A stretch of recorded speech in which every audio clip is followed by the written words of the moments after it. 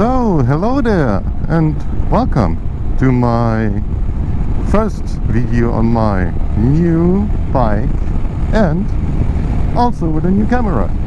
In the winter break I upgraded my Hero 4 Black to Hero 6 Black. Yay, image stabilization. And also unplanned I bought a new motorcycle. Like 6 weeks ago I discovered the Benelli TRK 502, an adventure motorcycle, and yeah, I don't know, I simply fell in love with it. So I called some dealers and yeah, no one in whole Bavaria, Germany, had the opportunity to test ride one of these. Yeah, as I said, I couldn't test ride it, so I needed to watch like 1,000 videos and eventually decided, fuck it, 50 horsepower are enough for me.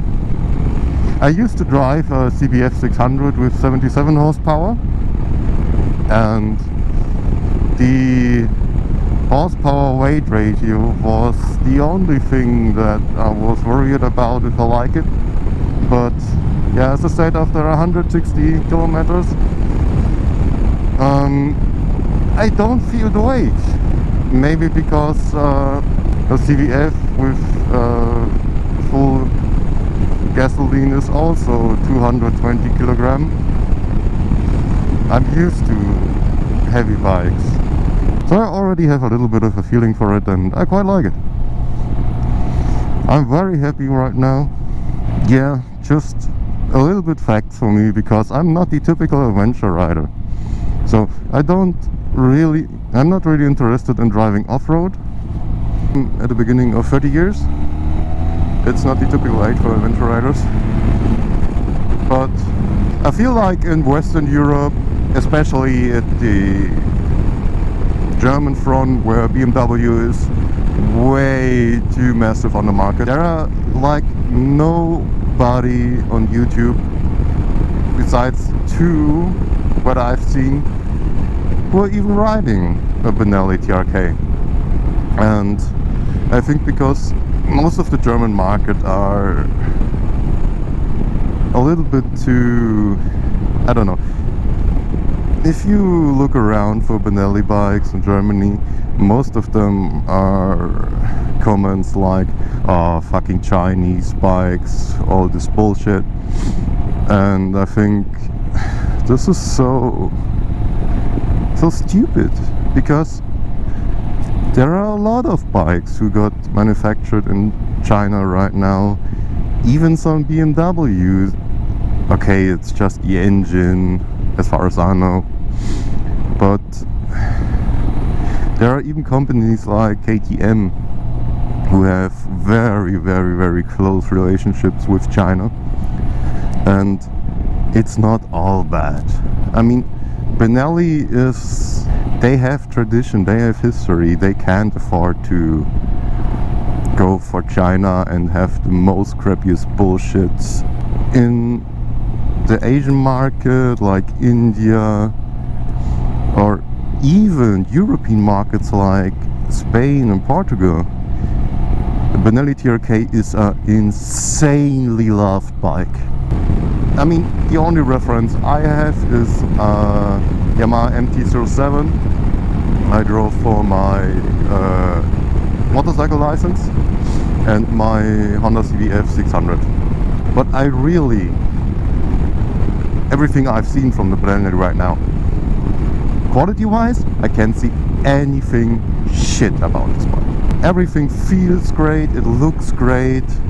When I called, like, no shit, it was like 50 dealers for Benelli bikes. Everyone had the same opinion about the TRK. Everyone. They all were like, it's a fucking great motorcycle. Most of the Benelli dealers in Germany are also the service points. They know their bikes, they know their customers.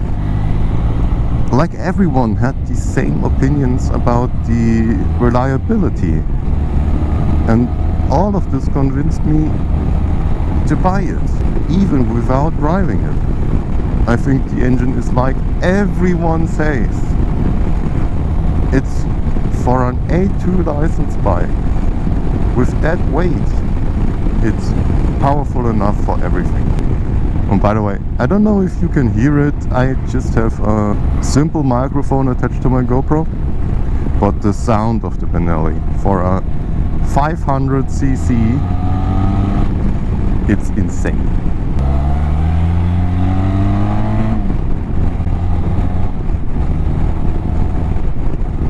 So, modifications on the Benelli. I put on a navigation holder for my smartphone. It is an Oxford clicker. It's a little bit similar to SP Connect. It's a quick release system.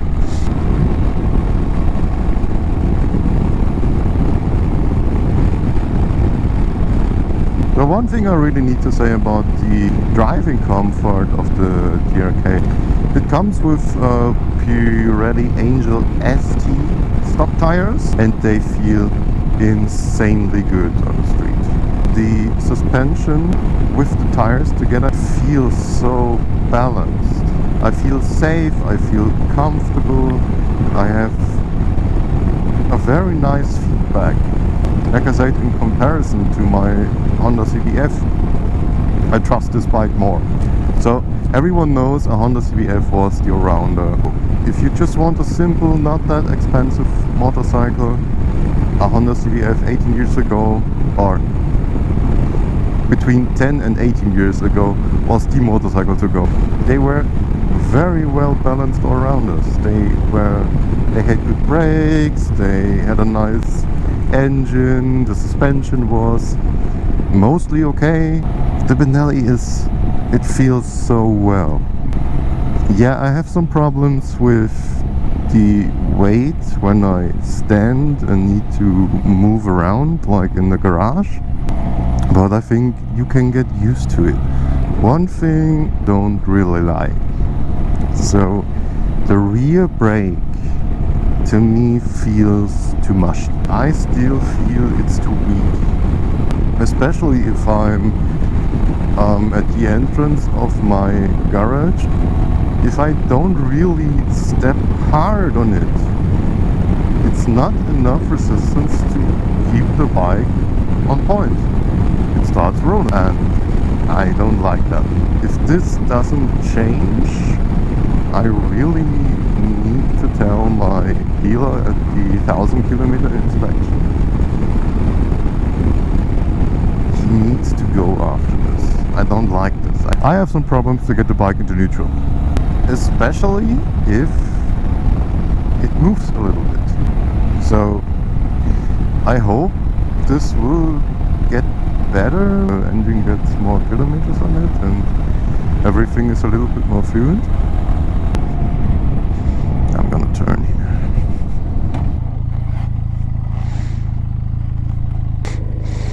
Just doing a quick picture for my girlfriend. It's a kind of nice place here. Oh man, I can do a quick show around. Alright, so here it is in all of its glory. And I bought this little pillow seat back. Yeah, already scratched. I already ordered a tank protection.